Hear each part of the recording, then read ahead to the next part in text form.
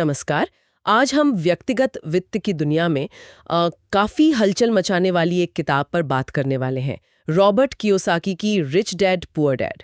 ये किताब अपने सोच बदलने वाली विचारों के लिए काफी जानी जाती है। बिल्कुल। और आज हमारे पास हैं इस किताब की समीक्षाएं, कुछ विश्लेषण, जिनसे मिली जानकारी पर हम बात करेंगे। हमारा इरादा यही है कि इसके जो सबसे अहम जो मुख्य विचार हैं उनकी तह तक जाएं। हाँ। और देखें कि ये पैसे को लेकर या शिक्षा, करियर, इन सब के बारे में जो हमारी आम धारणाएं हैं उनको कैसे चुनौती देती है। और इसकी शुरुआत ही बहुत दिलचस्प है ना? दो पिता वाली कहानी और पैसे को लेकर दोनों की सोच बिल्कुल अलग। ये कॉन्सेप्ट ही अपने आप में काफी सोचने पर मजबूर करता है। सही बात है, वही तो कहानी का पूरा केंद्र है। एक तरफ है पुअर डैड, जो जैसा बताया गया है पढ़े लिखे थे, अच्छी सुरक्षित नौकरी करते थे, सुरक्षा उनके लिए सबसे जरूरी थी। हाँ। और दूसरी तरफ है रिच डैड, जो शायद औपचारिक रूप से उतने पढ़े लिखे नहीं थे, पर वो धनी बने अपने व्यवसाय से, निवेश से। और उनकी सोच का ये जो फर्क है वही पूरी किताब की नींव है। तो सबसे पहला और शायद सबसे बड़ा विचार जो ये किताब सामने रखती है वो क्या है? मुझे लगता है ये हमारी पारंपरिक शिक्षा पर ही सवाल उठाती है। हाँ बिल्कुल, ये एक बहुत ही, मैं कहूँगा, क्रांतिकारी विचार पेश करती है कि जो वित्तीय साक्षरता है, यानी पैसे की समझ, वो शायद अकादमिक पढ़ाई से भी ज्यादा जरूरी है अगर आप अमीर बनना चाहते हैं। अच्छा, ज्यादा जरूरी? हाँ, किताब ये कहती है कि स्कूल हमें नौकरी करके पैसा कमाना तो सिखा देते हैं। हाँ, वो तो है। पर पैसा हमारे लिए कैसे काम करे ये नहीं सिखाते। और इसी वजह से आप देखिए, कई लोग अच्छी तनख्वाह पाकर भी आर्थिक रूप से संघर्ष करते रहते हैं, जिसे कियोसाकी कहते हैं रैट रेस। रैट रेस, हाँ, ये शब्द काफी सुना है। बस कमाते रहो, खर्च करते रहो और उसी चक्कर में फंसे रहो। बिल्कुल, एक अंतहीन चक्र। और शायद इसी चक्र से निकलने के लिए वो संपत्ति और देनदारियों वाली बात करते हैं। वो कॉन्सेप्ट तो बहुत ही मशहूर हुआ है। हाँ, और वो बहुत अहम है। और ये सिर्फ परिभाषा जानने के बारे में नहीं है। देखिए, संपत्ति यानी एसेट्स वो चीजें हैं जो आपकी जेब में पैसा डालती हैं। जैसे किराए की प्रॉपर्टी हो गई, या स्टॉक से डिविडेंड आ रहा है, या किसी बिजनेस से मुनाफा। अच्छा। और देनदारियां, लाइबिलिटीज, वो हैं जो आपकी जेब से पैसा निकालती हैं। कार लोन, क्रेडिट कार्ड का कर्ज, बड़ा सा घर का लोन जिसका बोझ ज्यादा हो। तो कियोसाकी की जो अहम बात है वो ये है कि अमीर बनने के लिए आपको अपनी सोच बदलनी होगी, खर्च करने का तरीका बदलना होगा, और संपत्ति जमा करने को प्राथमिकता देनी होगी। फोकस होना चाहिए आय पैदा करने वाली चीजें बनाने पर, ना कि सिर्फ चीजें खरीदने पर। बिल्कुल सही, एसेट बनाने पर। ये जो आम सोच है ना, उपभोक्तावादी सोच, हाँ, कंज्यूमर वाली सोच, उसकी बिल्कुल उलट जाना होगा। ये वाकई एक अलग नजरिया है। अच्छा, फिर वो सीखने के लिए काम करने वाली बात, वो कैसे फिट होती है इसमें? हाँ, वो भी इसी से जुड़ी है।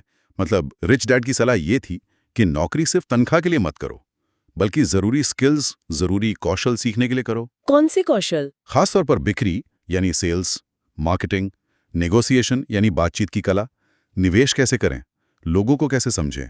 ये वो हुनर हैं जो आपको बाद में अपना खुद का व्यवसाय खड़ा करने में या निवेश करने में मदद करते हैं। अच्छा। बजाय इसके कि आप सिर्फ किसी और के लिए काम करते रहें। ये कि शुरुआती करियर में शायद कमाई से ज्यादा सीखने पर ध्यान देना चाहिए, ताकि भविष्य में ज्यादा कमा सकें।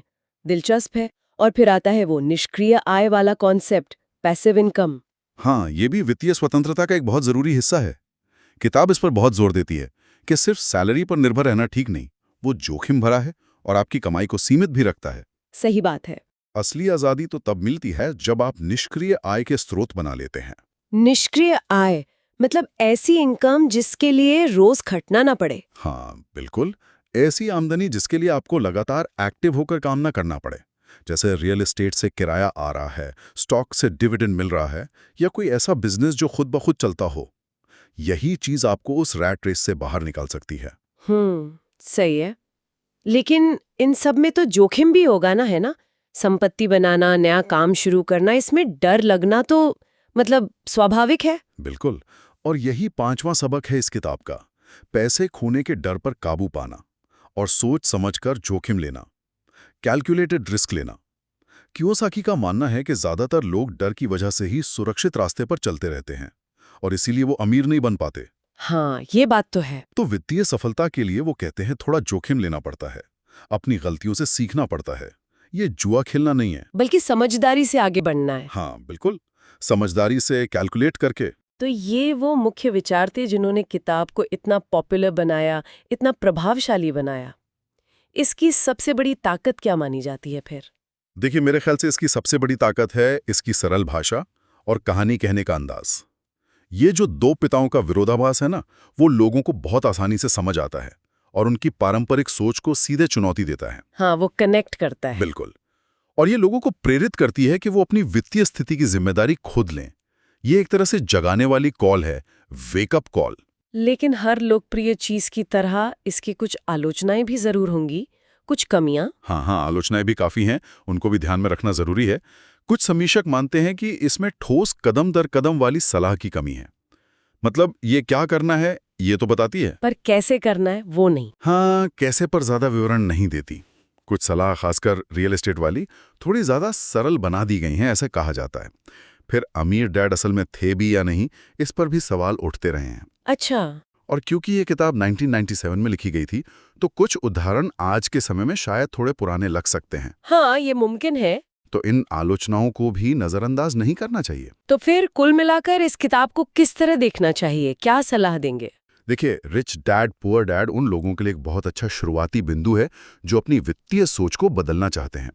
ये कोई practical step by step guidebook शायद ना हो, लेकिन ये पैसे के बारे में, संपत्ति बनाने के बारे में और सबसे जरूरी उस मानसिकता के बारे में एक बहुत मजबूत नींव रखती है जो नौकरी के परंपरागत दायरे से बाहर निकलने के लिए चाहिए। सही कहा। शायद इसका सबसे बड़ा योगदान यही है कि ये पैसे को देखने का हमारा नजरिया बदल देती है। और शायद असली बदलाव की शुरुआत वहीं से होती है, सोच बदलने से। बिल्कुल। और यहीं पर हम शायद अपने श्रोताओं के लिए एक विचार छोड़ सकते हैं कि क्या हमारी जो वर्तमान शिक्षा व्यवस्था है वो हमें सचमुच आर्थिक रूप से कामयाब होने के लिए तैयार कर रही है, या फिर अपनी वित्तीय समझ बढ़ाने की, अपनी फाइनेंशियल एजुकेशन की जिम्मेदारी हमें खुद ही उठानी होगी और शायद पारंपरिक रास्तों से थोड़ा हटकर सोचना हो।